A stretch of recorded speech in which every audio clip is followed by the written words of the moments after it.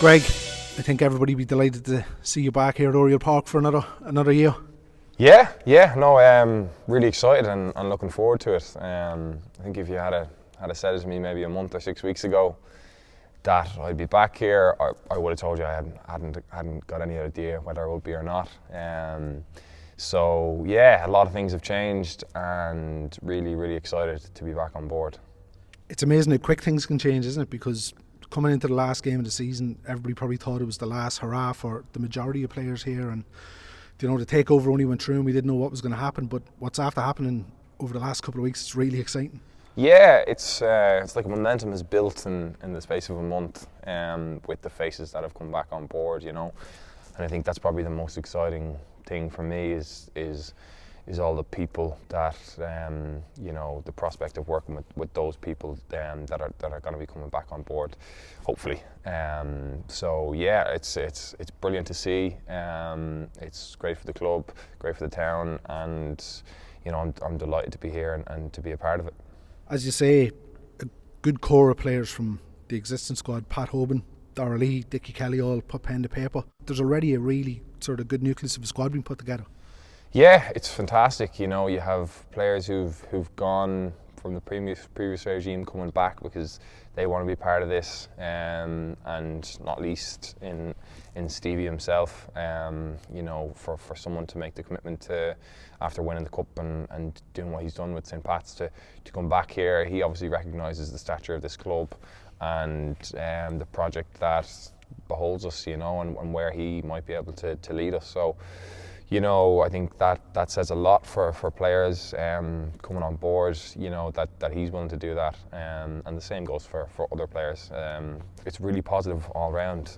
It's a really exciting off-season for the club. Yeah, you mentioned Stevie, obviously Padge Craig and Dave Mackey, who won a league here in 1991, great experience. As a midfielder though, I'm sure you're looking forward to getting to work with Stevie and Padge on the training field. Yeah, it's definitely something we would have spoke about. Stevie's someone who I would have touched base with over the last couple of years, since he came into management, and he's definitely an exciting prospect to work under, along with Padge and along with Davey. I think there's a good management team there that can really, I feel, drive us on to achieve things, and hopefully be successful this year with some silverware to show for it.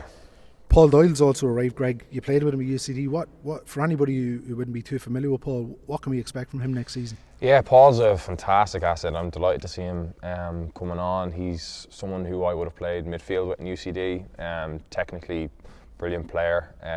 He's really intense in how he plays, and with the ball and without the ball.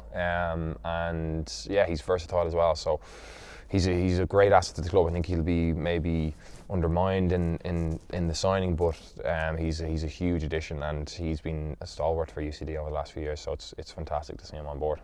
This is going to be your third season at Oriel. Safe to say that the first two have been difficult and there's been ups and downs, but I'm sure you're looking, hopefully to see what was the proper Dundalk in 2022. Yeah, I mean it's strange. It's been a tumultuous sort of 2 years, things going up and down and what have you not. But I still look back fondly in lots of ways on it. I would have joined Dundalk with the quest in being successful. I may not have won a league, but we've qualified for the group stages and we've won the FAI Cup in 2020. This year wasn't the same. Things really spiraled downwards in so many ways, but I think so many positive changes have been made, and for me, looking at my prospects in the off season, I wanted to come to a club that I thought was going to be successful. Because it's a short career, and you want to make the most of that, and I really feel like the decision I've made really takes that into consideration, and I really hope for success with Dundalk this year. And finally, you could see towards the end of the season when we got the fans back into the ground, it's been a long 2 years for people, but if we can go into 2022 and have those fans behind us from day one, and as you say, there's definitely a feeling of togetherness and positivity around the place, it could be a great launch pad. Yeah, we had an incredible record really when you consider how there was no consistency last year in anything the consistency we had when the fans supported us in Oriel was the one strand of, you know, things that would stick behind you and make you feel good about things, you know. So we'll be hoping for that same sort of positive support this year. And, you know, from a personal standpoint, I'd like to hope that we can repay some of that faith that they showed in us last year, because, you know, there would have been difficult spells, I'm sure, for everyone involved in the club last year, for whatever reason. And, you know, hopefully we can repay that faith this year and really make a good go at it. Good stuff, and happy Christmas, and see you in the new year. Yeah, looking forward to it, Gav. Thanks very much.